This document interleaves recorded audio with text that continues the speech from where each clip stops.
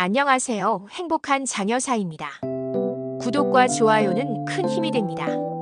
감사합니다. 서울 강남구 대치동 고급 아파트 단지 내 작은 카페. 매주 목요일 오전 10시가 되면 5명의 여성이 모인다. 이들은 모두 한때 화려했던 과거를 가진 사람들이다. 김미숙 72세. 30년 전 강남 부동산으로 떼돈을 벌었지만 IMF 때 모든 걸 잃었다. 여전히 명품 가방을 들고 다니지만 속은 텅 비어 있다. 자존심만큼은 꺾이지 않았다. 박영자 69세. 전직 초등학교 교장 선생님으로 평생 교육에 몸담았다. 퇴직 후 홀로 지내며 다른 사람들을 챙기는 것이 유일한 낙이다. 항상 따뜻한 미소를 잃지 않는다. 이순희 74세. 젊은 시절 유명 디자이너였던 그녀는 지금도 옷차림에 신경 쓴다. 꼼꼼하고 계획적인 성격으로 가계부까지 빠짐없이 기록한다. 정말순 70세. 전직 방송국 아나운서 출신으로 말솜씨가 뛰어나다. 남편과 사별 후 외로움을 달래기 위해 수다로 하루를 채운다. 여전히 목소리만큼은 젊다. 최선녀 67세. 6개월 전 이 동네로 이사온 신참이다. 대기업 임원이었던 남편과 사별 후 자녀들과 갈등을 겪으며 홀로 서기를 시작했다. 이날도 5사람은 커피를 마시며 일상을 나눈다. 미숙이가 갑자기 가방에서 로또 용지를 꺼낸다. 언니들, 이거 해볼까요? 요즘 젊은 애들도 다 한다던데. 영자가 놀란다. 어머, 그런 거 하는 거 아니야. 하지만 말순이는 관심을 보인다. 뭐 나쁠 게 있어. 1,000원짜리인데. 차 한 장값도 안 되잖아. 순이가 안경을 고쳤으며 말한다. 그래도 도박이 아니라 소소한 재미예요. 미숙이가 웃으며 답한다. 각자 1,000원씩만 내서 한 장씩 사는 거예요. 당첨되면 나눠가지고. 선녀가 조용히 말한다. 좋은 것 같은데요. 요즘 집에만 있으니 재미있는 일이 없네요. 결국 5사람은 우아한 로또 클럽을 결성한다. 매주 목요일 오전 커피 한 잔과 함께하는 작은 모험이 시작되었다. 미숙이가 제안한 이 작은 게임이 그들의 인생을 송두리째 바꿀 줄은 아무도 몰랐다. 첫 번째 로또 구입일. 5사람은 진지하게 번호를 고른다. 미숙이는 자신의 생일과 결혼기념일을, 영자는 제자들 생일을, 순이는 아들과 며느리 생일을, 말순이는 방송국 입사일을, 선녀는 남편과의 추억이 담긴 날짜들을 제시한다. 그럼 이걸로 정해요. 영자가 번호를 적어놓은 종이를 들어보인다. 5사람의 얼굴에 기대감이 스며든다. 로또 클럽이 시작된 지 한 달이 흘렀다. 매주 목요일 오전은 5사람에게 특별한 시간이 되었다. 미숙이는 번호 7과 33을 고집한다. 이 숫자들이 저한테는 특별해요. 첫 번째 부동산을 산 날이거든요. 그때가 언제인데? 말순이가 호기심 어린 목소리로 묻는다. 1987년 7월 33일. 아니, 33번지였나? 미숙이가 혼란스러워한다. 순이가 정정한다. 언니, 7월은 31일까지밖에 없어요. 아, 맞다. 7월 31일 33번지. 미숙이가 웃으며 고개를 끄덕인다. 영자는 항상 14와 28을 넣는다. 제가 가르친 첫 번째와 마지막 반학생 수예요. 14명으로 시작해서 28명으로 끝났죠. 선녀가 궁금해한다. 선생님은 몇 년간 가르치셨어요? 35년이요. 참 오래 했죠. 영자의 눈가에 그리움이 어린다. 순이는 복잡한 계산을 통해 번호를 선택한다. 아들의 생년월일에 며느리 생년월일을 더하고 거기서 특정 수를 빼는 식이다. 다른 사람들은 이해하기 어려워하지만 순이만의 체계가 있다. 말순이는 매번 다른 번호를 선택한다. 어차피 운이니까 느낌으로 고르는 게 맞아요. 선녀는 처음에는 망설였지만 점차 적극적으로 변한다. 남편과 함께했던 특별한 날들을 숫자로 바꿔가며 번호를 만든다. 매주 발표일이 되면 5사람은 카페에 모여 결과를 확인한다. 당연히 매번 꽝이다. 하지만 실망하기보다는 웃음이 터진다. 이번 주도 우리가 이겼네. 말순이가 익살스럽게 말한다. 뭘 이겼다는 거야? 순이가 의아해한다. 돈을 안 잃었잖아. 큰돈 당첨되면 오히려 고민이 많아질 텐데. 다른 사람들도 고개를 끄덕인다. 정말로 큰돈이 당첨된다면 어떨까 상상해보지만 아직은 현실적이지 않다. 대신 그들은 다른 것을 얻고 있었다. 매주 한 번씩 만나는 시간이 소중해졌고 서로의 이야기를 나누며 깊어지는 우정을 느꼈다. 각자 외로웠던 일상에 작은 활력이 생겼다. 카페 사장도 이들을 반갑게 맞는다. 로또 할머니들 오셨네요. 할머니라니 언니라고 해요. 미숙이가 장난스럽게 항의한다. 언니들, 오늘도 대박 나세요. 이런 소소한 일상이 반복되면서 5사람은 점점 가까워진다. 로또 클럽 결성 5개월째, 드디어 기적이 일어났다. 5등 당첨. 상금은 5,000원이었지만 5사람의 반응은 1등에 당첨된 것처럼 뜨거웠다. 우리가 해냈어. 말순이가 소리쳤다. 영자가 당첨 용지를 들고 손을 떨었다. 정말 신기하네. 숫자가 맞다니. 순이가 꼼꼼히 확인했다. 번호 2개가 맞았네요. 처음이에요. 미숙이가 자랑스럽게 말했다. 내가 제안하길 잘했지. 선녀도 환하게 웃었다. 이렇게 기분 좋은 건 정말 오래간만이에요. 5,000원을 5명이 나누면 1,000원씩이다. 원금과 동일한 금액이지만 의미는 달랐다. 그들은 정말로 운이 있다는 걸 확인했다. 이번엔 어떻게 할까요? 영자가 물었다. 당연히 다시 사야죠. 미숙이가 단호하게 답했다. 이번에 운이 트인 것 같아요. 순이가 신중하게 말했다. 하지만 너무 기대하면 안 돼요. 이것도 우연이거든요. 우연이든 뭐든 재미있잖아요. 말순이가 맞장구 쳤다. 선녀가 조용히 동의했다. 저도 계속 해보고 싶어요. 결국 5,000원 전액을 다시 로또 구매에 투자하기로 했다. 이번엔 5장을 살 수 있었다. 각자 한 장씩 번호를 골랐다. 그 다음 주 또 다른 놀라운 일이 벌어졌다.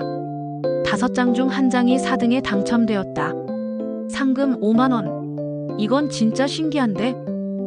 순이도 이번엔 흥분을 감추지 못했다. 카페가 떠나갈 듯 시끄러웠다. 다른 손님들도 축하해 주었다. 할머니들, 정말 운이 좋으시네요. 우리 언니들이에요. 미숙이가 또다시 정정했다. 5만원으로 50장을 살 수 있었다. 이번엔 정말 큰 기대를 하게 되었다. 매주 목요일이 더욱 기다려졌고 5사람은 로또에 대해 더 많이 공부하기 시작했다. 말순이는 인터넷에서 당첨 번호 통계를 찾아봤고 순이는 확률 계산을 해봤다. 미숙이는 점집에 가서 행운의 번호를 물어봤고 영자는 꿈을 꾼 후 꿈해몽 사이트를 찾아봤다. 선녀만은 여전히 남편과의 추억이 담긴 날짜들을 고집했다. 숫자보다는 마음이 중요한 것 같아요. 3주 후 정말 믿을 수 없는 일이 벌어졌다. 50장 중 1장이 1등에 당첨된 것이다. 당첨금은 무려 48억 원이었다. 처음에는 아무도 믿지 않았다. 순이가 몇 번이고 번호를 대조해봤고 영자가 로또 홈페이지에서 재확인했다. 말순이는 카페 사장에게 부탁해서 컴퓨터로도 확인해봤다. 진짜네. 진짜 1등이야. 미숙이의 목소리가 떨렸다. 48억 원. 5명이 나누면 1인당 9억 6천만 원. 상상도 할 수 없던 거액 앞에 5사람은 말을 잃었다. 48억 원 당첨 소식이 확실해진 후 카페의 분위기가 묘하게 변했다. 처음에는 모두 함께 기뻐했지만 시간이 지나면서 각자의 속마음이 드러나기 시작했다. 미숙이가 먼저 말을 꺼냈다. 그런데 생각해보니까 이 번호는 제가 처음에 제안한 칠이 들어가 있어요. 무슨 소리예요? 우리가 다 함께 고른 거잖아요. 말순이가 반박했다. 아니에요. 분명히 제가 제안한 번호가 핵심이었어요. 미숙이의 목소리에 힘이 들어갔다. 순이가 수첩을 꺼냈다. 제가 다 기록해뒀어요. 각자 얼마씩 냈는지, 누가 어떤 번호를 제안했는지. 영자가 당황했다. 언니, 왜 갑자기 그런 걸 따져요? 우리가 함께 하기로 한 거잖아요. 맞아요. 처음부터 공동 구매로 약속했어요. 선녀도 영자의 편을 들었다. 하지만 미숙이의 표정은 굳어져 있었다. 약속은 약속이지만 공정해야 하지 않을까요? 누가 더 많이 기여했는지는 따져봐야죠. 그날 밤 미숙이는 딸에게 전화했다. 엄마, 정말이에요? 48억? 그래. 그런데 문제가 있어. 다른 사람들이 공평하게 나누자고 해. 엄마가 더 많이 기여한 게 맞죠? 처음에 제안한 것도 엄마고. 그렇지? 내가 봐도 좀 억울해. 딸의 목소리가 흥분됐다. 엄마, 변호사 상담 받아보세요. 그 돈이면 우리 집 빚도 다 갚고도 남아요. 비슷한 전화가 다른 집에서도 이어졌다. 순이는 아들과 며느리에게, 말순이는 조카에게, 영자는 제자였던 변호사에게 상담을 받았다. 선녀만은 상의할 가족이 없었다. 자녀들과는 연락이 끊어진 상태였기 때문이다. 며칠 후 카페에서 만난 5사람의 분위기는 완전히 달랐다. 서로 눈치를 보며 어색하게 앉아 있었다. 미숙이가 먼저 말했다. 다들 변호사 상담 받아보셨죠? 언니도 받아봤구나. 순이가 쓸쓸하게 웃었다. 당연하죠. 이런 큰 돈을 그냥 나눌 순 없어요.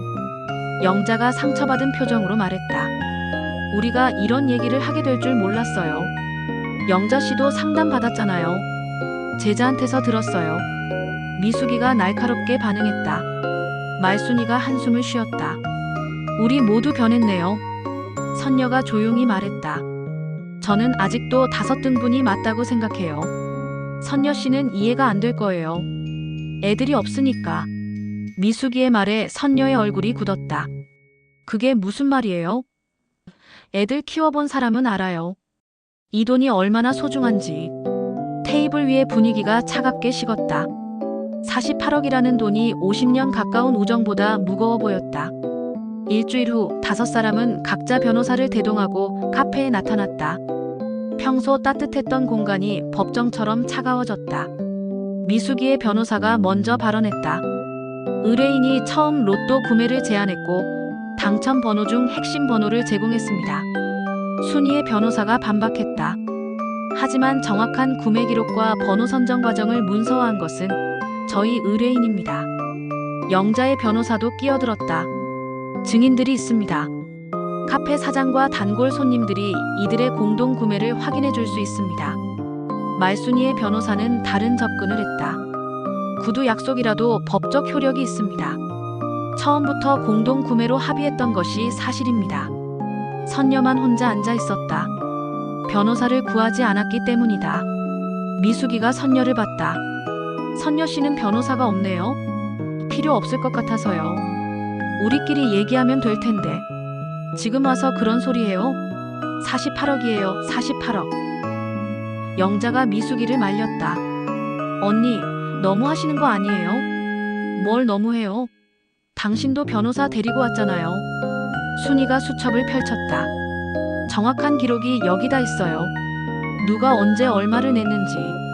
말순이가 비웃었다. 그런 꼼꼼함이 지금 도움이 되네요. 무슨 뜻이에요? 처음부터 계획이 있었던 거 아니에요? 이런 일을 대비해서. 말이 너무 심하네요. 순이가 화를 냈다. 선녀가 조용히 일어났다. 저는 이만 가보겠어요. 어디 가요? 영자가 붙잡았다. 이런 자리에 있고 싶지 않아요. 돈이 이렇게 무서운 줄 몰랐네요. 미숙이가 냉정하게 말했다. 도망가면 포기하는 걸로 알겠어요. 선녀가 돌아봤다. 좋아요. 저는 포기할게요. 나머지 4분이 나눠 가세요. 정말요? 순이가 놀라며 물었다. 네. 대신 한 가지만 부탁해요. 제발 우정은 지켜요. 선녀가 나간 후 4사람은 어색하게 앉아 있었다. 48억을 4명이 나누면 1인당 12억이었다. 돈은 늘어났지만 뭔가 씁쓸했다. 그 후 일주일 동안 4사람은 카페에 오지 않았다. 각자 집에서 가족들과 당첨금 분배 방법을 논의했다. 변호사들은 법적 소송도 가능하다고 했지만 누구도 선뜻 나서지 않았다. 미숙이는 딸과 사위에게 둘러싸여 계속 설득을 당했다. 엄마, 절대 물러서면 안 돼요. 우리 권리예요. 순이는 아들로부터 압박을 받았다. 어머니, 제발 정신 차리세요. 그 돈이면 손자 교육비도 해결되고 우리 집도 살 수 있어요. 영자와 말순이도 마찬가지였다. 주변 사람들의 이야기를 들을수록 우정보다는 돈이 중요하게 느껴졌다. 선녀만 홀로 아파트에서 조용히 지냈다. 48억을 포기했지만 후회하지 않았다. 대신 친구들을 잃은 것이 더 아팠다. 결국 법정 소송이 시작되었다. 네 사람은 각자의 지분을 주장하며 치열하게 다투었다. 황혼기 로또 분쟁. 우정이 돈에 무너지다라는 제목의 기사가 나왔다. 미숙이는 40% 지분을 주장했다. 제가 처음 제안했고 핵심 번호도 제공했으니까요. 순이는 35%를 요구했다. 정확한 기록 관리와 체계적인 번호 선정에 기여했습니다. 영자와 말순이는 각각 25%씩을 주장했다. 하지만 수학적으로 맞지 않았다. 100%를 넘어선 것이다. 법정에서 네 사람은 서로 다른 쪽에 앉았다. 변호사들의 공방이 이어졌고 언론은 연일 보도했다. 이 정도면 전국적으로 유명해졌네요. 말순이의 변호사가 말했다. 좋은 쪽으로는 아니지만요. 말순이가 씁쓸하게 답했다. 카페 사장이 법정의 증인으로 나왔다. 처음부터 5분이 함께 하시는 걸로 알고 있었습니다. 하지만 각자의 변호사들은 자신에게 유리한 방향으로 증언을 해석했다. 집에 돌아온 네 사람은 각각 다른 고통을 겪었다. 미숙이는 이웃들의 시선을 감당하기 어려웠다.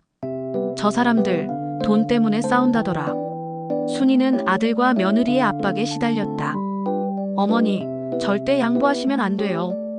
우리 미래가 걸린 문제예요. 영자는 제자들의 실망스러운 연락을 받았다. 선생님, 그러시면 안 되죠. 우리가 배운 게 뭐예요? 말순이는 방송국 동기들로부터 따가운 시선을 받았다. 말순아, 너 원래 그런 사람 아니었는데. 선녀는 여전히 혼자였지만 가장 평온해 보였다. 아파트 관리 사무소에서 일하기 시작했다. 생활비를 벌기 위해서였다. 법정 분쟁이 6개월째 계속되던 어느 날 영자가 갑자기 쓰러졌다. 스트레스로 인한 심장마비였다. 응급실로 실려간 영자는 중환자실에서 생사를 오갔다. 소식을 들은 순이가 병원으로 달려왔다. 그 다음엔 말순이가, 마지막에는 미숙이도 나타났다. 영자 언니. 순이가 중환자실 유리창 너머로 영자를 바라봤다. 우리가 이런 일을 만들었네. 말순이가 눈물을 흘렸다. 미숙이도 말을 잃었다. 중환자실 침대에 누워있는 영자는 너무 작아 보였다. 각종 의료기기에 둘러싸인 모습이 안타까웠다. 의사가 나와서 설명했다. 극심한 스트레스로 인한 심근경색입니다. 앞으로 48시간이 고비입니다. 세 사람은 아무 말 없이 대기실에 앉았다. 평소 같으면 서로 대화했을 텐데 이제는 눈도 마주치기 어려웠다. 선녀는 소식 알까? 순이가 조용히 물었다. 모를걸. 우리가 연락을 안 했으니까. 말순이가 답했다. 누가 연락할까? 미숙이가 망설이며 말했다. 내가 할게. 순이가 일어나 복도로 나갔다. 전화를 받은 선녀는 곧바로 병원으로 달려왔다. 아파트 관리사무소 유니폼을 입은 채였다. 영자 언니 어떻게 됐어요? 선녀가 숨을 헐떡이며 물었다. 아직 모르겠어. 의사가 48시간이 고비라고 해. 순이가 설명했다. 선녀가 중환자실로 가서 영자를 바라봤다. 눈물이 주르르 흘러내렸다. 우리가 영자 언니를 이렇게 만들었어. 선녀가 돌아와서 말했다. 선녀야. 미숙이가 말을 시작했지만 이어지지 않았다. 네 사람은 병원 대기실에서 밤을 샜다. 간호사가 차를 가져다 줬지만 아무도 입에 대지 않았다. 새벽 4시경 영자가 깨어났다. 의사는 고비를 넘겼다고 했다.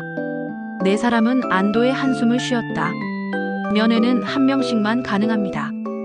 간호사가 알려줬다. 선녀가 먼저 들어갔다. 영자는 산소 마스크를 쓰고 있었지만 눈을 뜨고 있었다.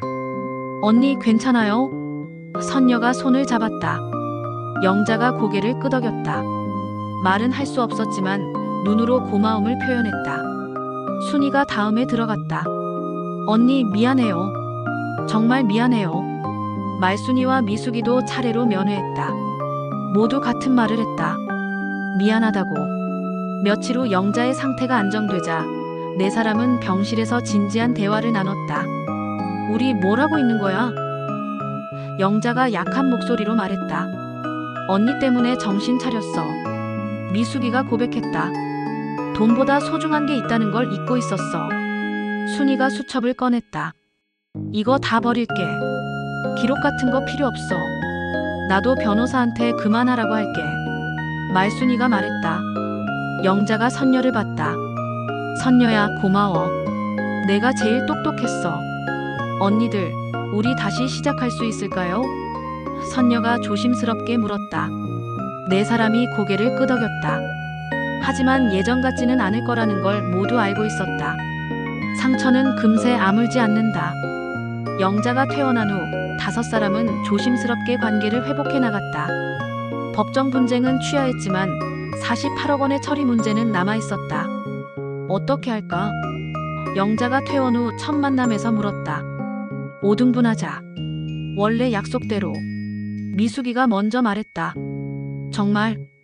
순이가 놀라며 물었다. 응. 우리가 너무 바보 같은 짓을 했어. 하지만 선녀가 고개를 저었다. 저는 받을 수 없어요. 왜? 말순이가 물었다. 제가 포기한다고 했잖아요.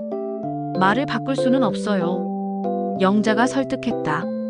그때는 우리가 정신을 못 차린 거야. 너도 당연히 받아야 해. 아니에요. 대신 제한이 있어요. 선녀가 조용히 말을 이어갔다. 이 돈으로 뜻깊은 일을 해요. 우리만 쓰지 말고. 무슨 뜻이야? 순이가 궁금해했다. 우리처럼 외로운 어르신들을 위한 공간을 만들어요. 그리고 어려운 학생들 도와주고. 미숙이가 눈을 빛냈다. 좋은 생각이네. 우리 이름으로 재단을 만들까? 황혼재단. 말순이가 제안했다. 좋아. 영자도 동의했다. 이들은 48억 원으로 황혼재단을 설립했다. 지역 내 독거노인 지원센터를 만들고 어려운 가정의 학생들에게 장학금을 지급하기로 했다. 또한 경로당과 노인복지관 시설 개선에도 투자했다. 각자는 생활비 정도만 받기로 했다. 1인당 1억 원씩, 나머지 43억 원은 모두 재단 기금으로 사용했다. 재단 설립 후 1년 5사람은 다시 카페에 모였다. 하지만 이번에는 로또를 사지 않았다. 요즘 어때? 영자가 물었다. 보람있어. 장학금 받은 학생들이 편지를 보내더라고. 미숙이가 웃었다. 독거노인분들도 좋아하셔. 새로 만든 센터 덕분에 외롭지 않다고 해. 순이가 보고했다. 말순이가 감회에 젖어 말했다. 돈 벌려고 했는데 더 큰 걸 얻었네. 선녀가 고개를 끄덕였다. 맞아요. 우정도 되찾고 보람도 생기고. 영자가 웃으며 말했다. 그래도 가끔 아쉬워. 그 돈이면 손자들 용돈도 많이 줄 수 있었는데. 언니. 다른 사람들이 웃으며 나무랐다. 농담이야, 농담. 지금이 훨씬 좋아. 카페 사장이 다가왔다. 언니들, 오늘도 로또 안 사세요? 이제 안 해요. 충분히 당첨됐거든요. 선녀가 답했다. 뭘 당첨되셨다고요? 우정이요. 5사람이 함께 웃었다.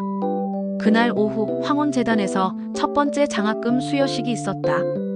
5사람은 정장을 차려입고 참석했다. 학생들의 감사 인사를 들으며 그들은 진정한 만족감을 느꼈다. 이게 진짜 대박이네. 미숙이가 중얼거렸다. 맞아. 이런 대박은 매일 당첨되어도 좋겠어. 말순이가 맞장구 쳤다. 황혼재단의 활동은 지역 언론에도 소개되었다. 로또 당첨금으로 재단 설립한 할머니들이라는 제목의 기사가 나갔다. 이번에는 좋은 의미에서 유명해진 것이다. 매주 목요일 오전 10시 5사람은 여전히 카페에서 만난다. 로또 대신 재단 활동 계획을 세우고 서로의 안부를 묻는다. 그 시간이 더욱 소중해졌다. 돈으로 시작된 인연이었지만 결국 돈을 초월한 우정으로 승화되었다. 진정한 대박은 로또 당첨이 아니라 서로를 아끼는 마음이었다는 것을 깨달은 5사람의 이야기였다. 미숙이는 이제 명품 가방 대신 재단 업무용 서류 가방을 들고 다닌다. 영자는 제자들에게 자랑스럽게 재단 이야기를 한다. 순이는 꼼꼼한 성격으로 재단 회계를 맡아 투명하게 관리한다. 말순이는 재단 홍보대사 역할을 자처해 여러 행사에서 연설한다. 선녀는 독거노인 센터에서 자원봉사를 하며 진정한 보람을 찾았다. 5사람 모두 48억 원보다 훨씬 큰 것을 얻었다. 바로 자신들이 세상에 의미 있는 일을 할 수 있다는 자신감과 서로에 대한 깊은 신뢰였다.